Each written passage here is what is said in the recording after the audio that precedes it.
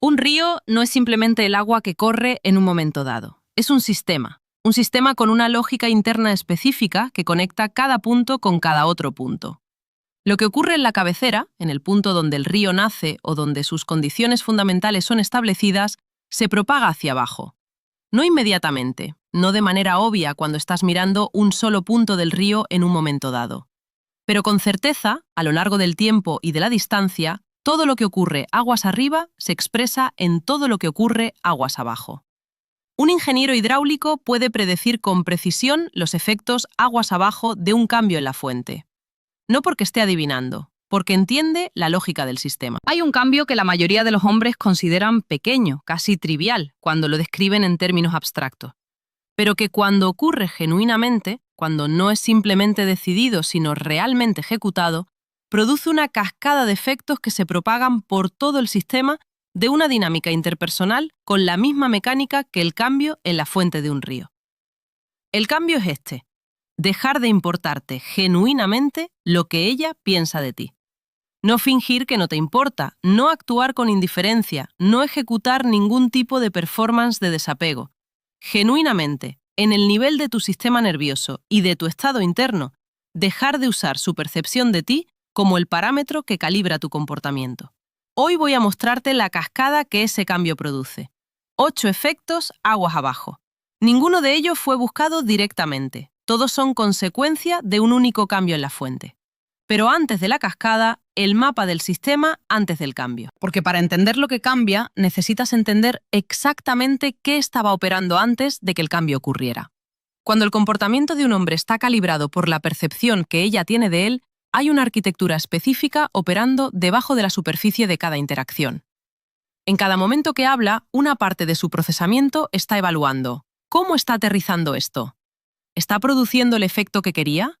¿Está su reacción siendo la que esperaba? En cada silencio, su sistema está monitoreando si el silencio está siendo bien recibido o si necesita ser llenado. En cada decisión sobre qué decir, hay un filtro que pregunta: ¿esto la alejará o la acercará? Este procesamiento no es consciente en la mayoría de los casos. Opera en el fondo, debajo del nivel del pensamiento deliberado. Pero consume recursos cognitivos que de otro modo estarían disponibles para estar genuinamente presente, para escuchar de verdad, para hablar desde un lugar real. Y el sistema que ella observa desde el otro lado percibe este procesamiento de fondo, no siempre conscientemente. Pero el sistema nervioso humano detecta la diferencia entre alguien que está siendo y alguien que está monitoreando. Y la detección de ese monitoreo es exactamente lo que produce la mayor parte de lo que los hombres interpretan como falta de interés de su parte. El cambio aguas arriba. Ahora la cascada. Primer efecto aguas abajo. Tu voz cambia. La voz humana está entre los instrumentos más sensibles para detectar el estado interno de quien habla. La tensión, la ansiedad, el monitoreo activo del propio desempeño, todos se expresan en la cualidad vocal de maneras que son percibidas, aunque raramente articuladas. Cuando el comportamiento está calibrado por lo que ella piensa, hay una tensión específica en el habla. El ritmo es ligeramente más rápido de lo natural, tratando de llegar a los puntos antes de que el interés disminuya. El tono sube ligeramente, un indicador físico de la activación del sistema nervioso simpático que acompaña el monitoreo de la impresión. Las frases son ligeramente más cortas, terminada antes de que pudieran llegar a su conclusión natural, en anticipación de necesitar hacer espacio para una reacción que necesita ser leída. Cuando el monitoreo cesa, cuando la calibración por su percepción se detiene, la voz se asienta a su estado natural. Más lenta porque no hay urgencia producida por el monitoreo. Más profunda porque el sistema nervioso simpático ya no está activado en modo de evaluación de impresión. Más completa porque las frases pueden llegar a donde tienen que llegar sin ser cortadas por el filtro de impresión. La voz que emerge cuando el monitoreo se detiene es la voz real. Y la voz real tiene propiedades que ninguna voz monitoreada puede replicar. Segundo efecto, aguas abajo. El humor regresa. El humor genuino, el tipo que produce la risa sorpresiva que llega antes de que haya tiempo de decidir, requiere una condición que el monitoreo destruye: la percepción desinteresada. El humor genuino surge de notar algo en el mundo con la ligereza de alguien que no está monitoreando cómo el notar va a ser recibido. Es la mente que ve algo gracioso y lo comunica directamente, sin el filtro de ¿funcionará esto? El monitoreo mata ese proceso en su raíz, porque el humor que pasa por el filtro de «funcionará» llega ligeramente muerto. El cálculo de si va a funcionar es perceptible en la entrega, y el humor percibido como calculado no produce la risa genuina que el humor espontáneo produce. Cuando el monitoreo cesa, la mente, que ya no está ocupada evaluando la impresión, tiene capacidad disponible para simplemente notar el mundo con ligereza. Y el humor que surge de eso es exactamente el tipo que produce la risa que ella no puede controlar. El humor no regresa porque decidiste ser más gracioso. Regresa porque el espacio que ocupaba el monitoreo quedó disponible para estar presente. Tercer efecto, aguas abajo. Empiezas a notar otras cosas. Antes del cambio, hay algo que los psicólogos llaman visión de túnel afectiva. La atención está tan concentrada en el estado emocional de ella y en su reacción a ti, que la periferia del campo de percepción se estrecha. Ves menos de lo que hay, notas menos. Estás en el mundo con una fracción de tu capacidad perceptiva disponible porque la mayor parte está dedicada al monitoreo. Cuando el monitoreo cesa, el campo de atención se expande. Empiezas a notar la habitación completa en lugar de solo a ella, las conversaciones que ocurren en otras partes del espacio, las cosas interesantes que están sucediendo que no tienen nada que ver con ella. Y hay un efecto paradójico que esto produce. La mujer que estabas monitoreando nota que ya no eres monitoreada por ti. Y algo en esa percepción, el hecho de que tu atención ya no está anclada a ella, de que hay un mundo que existe para ti independientemente de cómo ella lo recibe, produce exactamente la sensación que el monitoreo constante nunca producía. La sensación de que eres genuinamente interesante, porque tienes un mundo que te interesa que no es solo ella.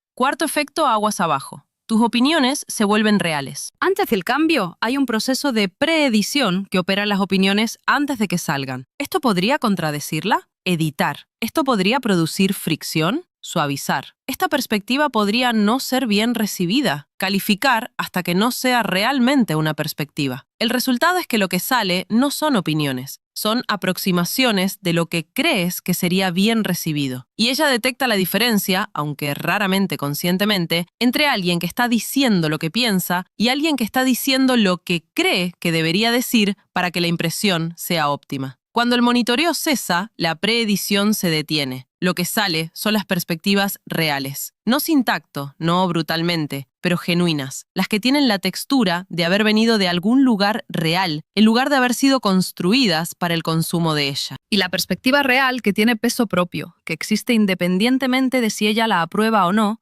es la que activa en ella la experiencia de estar realmente conversando con alguien, en lugar de estar recibiendo el output de un sistema optimizado para su aprobación. Quinto efecto, aguas abajo. Dejas de sobreexplicarte. El sobreexplicarse es la conducta verbal del monitoreo. Cada acción, cada elección, cada palabra que podría no ser completamente entendida o aprobada, viene seguida de contexto, de justificación, de aclaración que no fue pedida. El motivo es simple. La persona que monitorea la impresión percibe ambigüedad en su propia conducta como riesgo.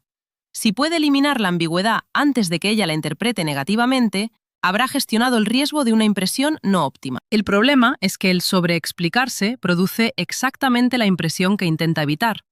La justificación no pedida es la firma de alguien que no está seguro de que sus acciones sean suficientes por sí mismas. Es la conducta del que busca que lo que hace sea aprobado, en lugar del que confía en que lo que hace simplemente es. Cuando el monitoreo cesa, las acciones se quedan como son, sin la cola de justificación. No porque hayas decidido ser deliberadamente misterioso, sino porque el impulso de justificar, que era función del monitoreo, simplemente ya no está. Y la acción que se sostiene por sí misma, sin pedir ser aprobada, tiene una dignidad que ninguna acción justificada puede tener. Sexto efecto, aguas abajo.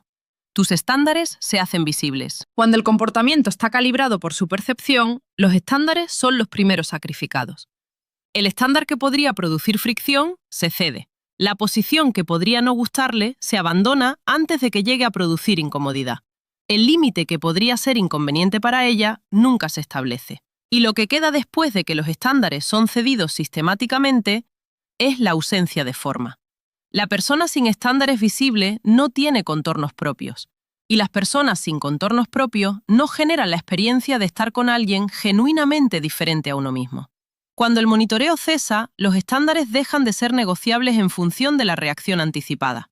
Existen porque existen. Son los tuyos, no los tuyos sujetos a revisión según su reacción. Y el encuentro con alguien que tiene su propia forma, que no se moldea para acomodar la comodidad de la audiencia, produce algo específico en el sistema de atracción. Produce el reconocimiento de que hay algo aquí que no desaparecerá para complacerte. Y algo que no desaparecerá para complacerte vale más que algo que sí desaparece. Séptimo efecto, aguas abajo. El silencio se vuelve cómodo. El monitoreo produce intolerancia al silencio porque el silencio es percibido como un espacio donde la impresión puede deteriorarse sin que puedas hacer nada para gestionarla. El silencio en el que ella no está siendo entretenida ni validando tu presencia es silencio en el que el sistema de monitoreo no está recibiendo retroalimentación. Y la ausencia de retroalimentación, para el sistema de monitoreo, es interpretada como retroalimentación negativa. Mejor llenar el silencio. Cuando el monitoreo cesa, el silencio deja de ser un vacío peligroso.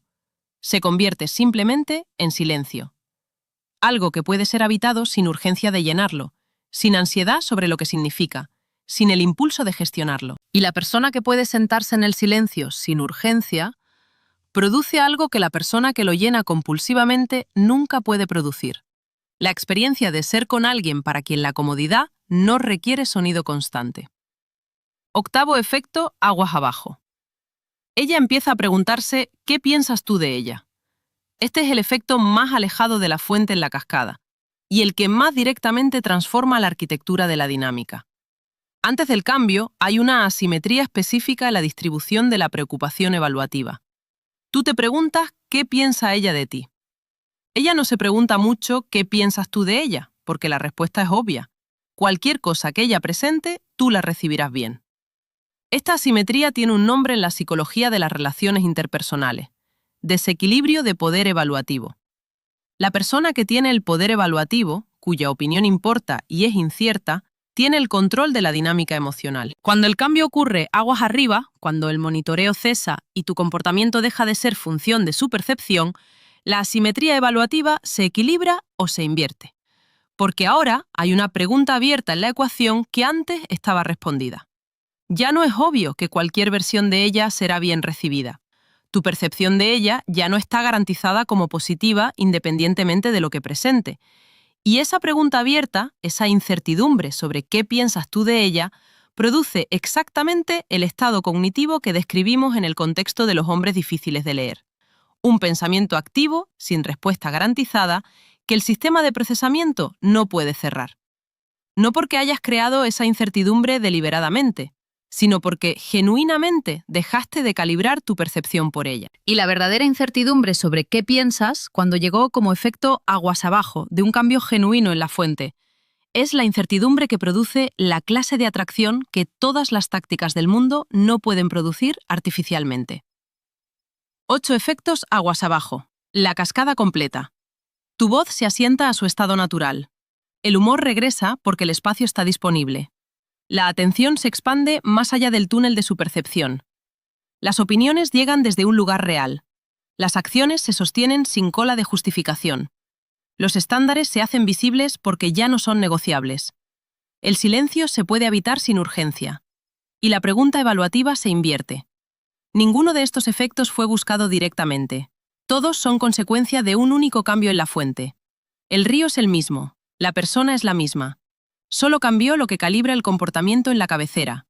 Y eso es suficiente para cambiar todo lo que viene después. Suscríbete si esta cascada describe algo que has observado o que quieres producir en tu propia vida. Deja en los comentarios cuál de los 8 efectos aguas abajo te parece más transformador. Nos vemos en el siguiente.